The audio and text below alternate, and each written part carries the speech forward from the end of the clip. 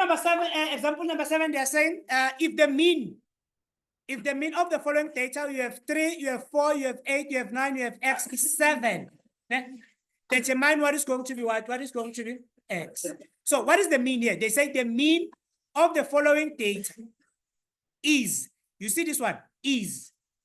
The mean of the following set of data is what? It's 7. Meaning what the average is equal to what? To 7. Now, what are we looking for, Tina? We're looking for what for x. How would you get that then? You are going to do the following. You are going to say the mean can be given by 3 plus 4 plus 8 plus 9 plus x. All in all, you are going to say 1, 2, 3, 4, 5. We have 5. Now we know what is the mean. What is the mean? What is our mean? It's 7. Now, since our mean is 7, we're going to come and put 7 here.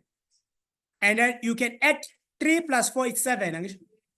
And then you say 7 plus 8 is 15.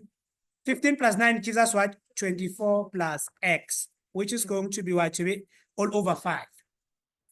What am I supposed to do? I want x. What can I do? I can cross multiply, or multiply by 5. Multiply by 5. It says I have 35, which is going to be 24 plus x.